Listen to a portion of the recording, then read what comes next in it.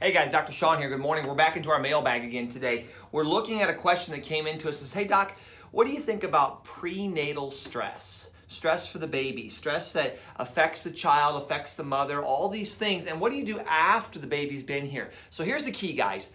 We talk about genetics all the time, right? Genes, genes, genes. Everything's a gene's fault. A gene is nothing more than a book that says, man, this is how you're going to build this. Right? We're going to go through here and we're going to look up how to build hair color and eye height and ADD and ADHD and autism and stomach problems. That's what genes are. It's a book.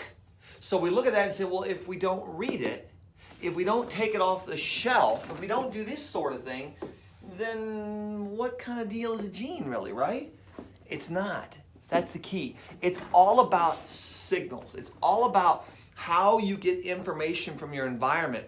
One of the things we don't realize a lot of times, if you look at your germal layers, when we're formed, we come from certain tissue. There are 3 of them. There's an ectoderm, an endoderm, and a mesoderm layer. Now, the endoderm becomes kind of all of your organs and all your things inside the body. The mesoderm becomes your muscles and your bones and things like that. But the ecto, and this is where it's important, the ecto only becomes 2 things. The ecto becomes your brain and central nervous system and your skin. And that's it. There's a whole theory out there now that your skin plays an intimate role with brain function and nerve function. They're married together because they come from the same building blocks, the same tissue. Now, how does that affect prenatal type stresses? How does it get into this? Well, let's look at this. Your body, if it's like a cell, because we are what? We're just 50 trillion cells. So we're really no different than an individual cell inside us. We're just lots of them grouped together in a community.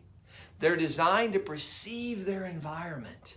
And we use our 5 senses to do that, right? So we have sight and taste and touch and smell and hearing to perceive what's going on in the environment. Now, if the environment is stressful, we pull the fire alarm. The hypothalamus, he's monitoring everything. He'll pull that fire alarm and tell the adrenals, uh-oh, there's a bear, run. And we get put into fight or flight. Now, research has shown that if you're an anxious mother, during pregnancy, the odds of having an anxious child goes up exponentially, right? It's double, if not more, of the risk. So if you're anxiety, if you're high stressed, if you're irritable and this and that, the odds of you having a child that comes out having anxiety, high stress, ADD, ADHD, doubles, if not triples. So we learn that, oh my gosh, when the baby's in the womb, it's perceiving its environment the same way you are.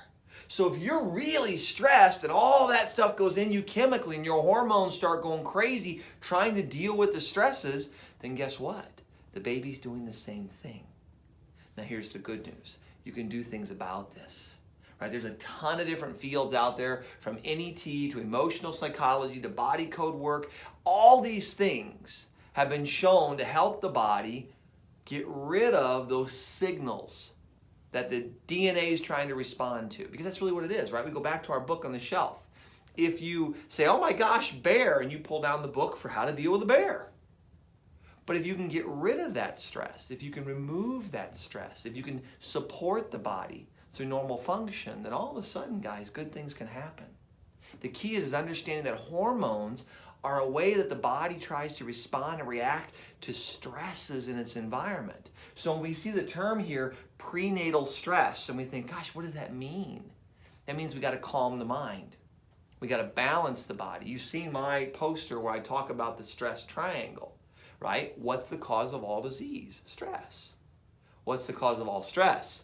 Men, right? Mechanical, emotional, nutritional. Find your stresses. Start to remove them, make them smaller, contain the ones you can. The ones you can't, you have to nutritionally support. And as you do that, all of a sudden the body can turn the corner and do very, very well. And you can end up with a healthy, happy child and a healthy, happy mama, which is always good, right? Because if mama's not happy, no one's happy. That's how it works. So it's a great thing. I appreciate the mailbags, guys. Keep them coming. This is a good one. It was, you're asking, what do you do about this? How do you balance this thing out? You have to go through and find the cause. And if you can find that cause, you can turn their life around. I'm Dr. Sean, the Robin Hood of Healthcare. Take care.